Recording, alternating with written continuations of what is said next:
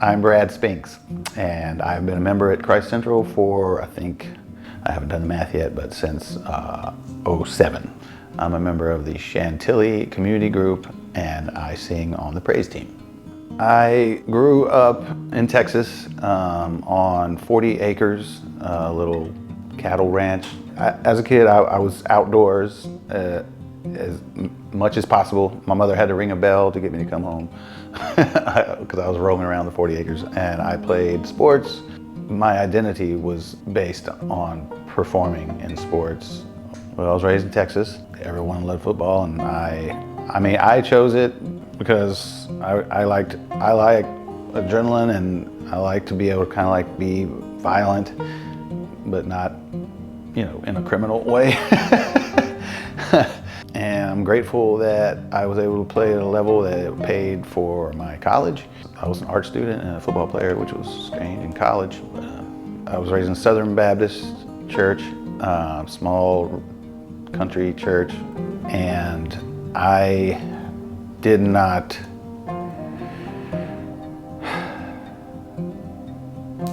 believe it. I didn't buy in. I didn't connect. I didn't understand. All I felt about faith and church was guilt and shame. I think I developed like a mistrust of Christians.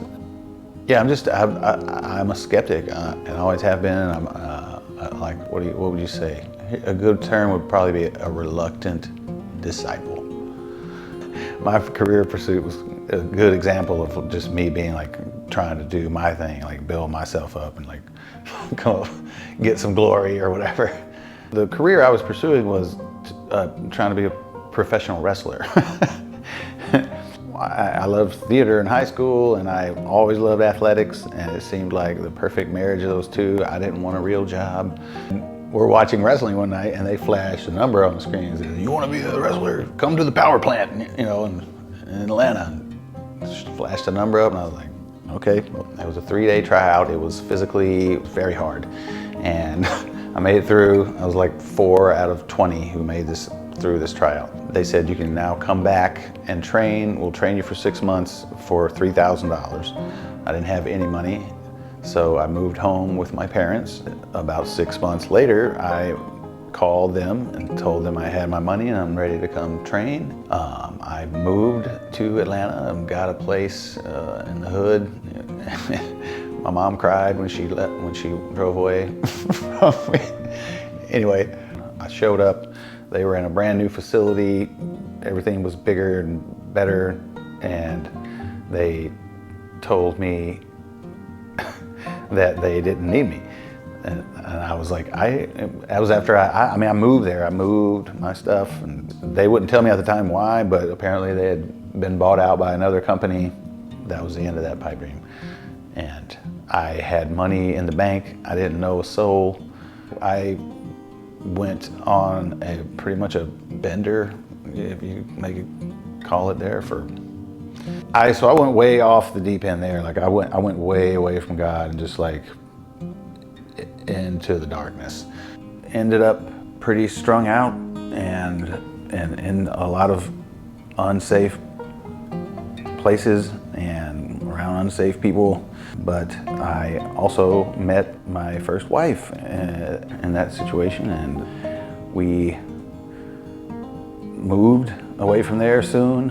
I got married the first time and had a child. I think so. That's the child. I'm trying to get to the point where like I think God was really like, come on, I'm going to help you think outside yourself and understand sacrifice and understand these things that I'm trying to teach you. I think that's when I started to understand that life is not about seeking my glory, and, you know, knowing that I had the responsibility for another human life, I think helped put me on a little straighter path. The way I got to Christ Central was I lived in the condos right behind Renaissance condos, and a friend of my wife said, I think there's some crazy church meeting in the neighborhood theater. And I was like, sweet, I'm gonna go visit that. Next Sunday I was there, and I Every time I went for the first month at least, I wept uncontrollably. The music moved me to and just the whole mission and the people, and I was hooked. Just being in this eclectic community that is mostly focused on just relationship with God, and freeing people to have that is just it's so different from what I know worship and faith to be, and I love it. Yeah, I just want to say that I'm super grateful to be in this community, and I'm grateful for this community, and I want to serve this community in any way I can. And so if you need help, give me a holler. And I love y'all, and thanks for giving me this opportunity to share. I hope it has a positive impact on someone.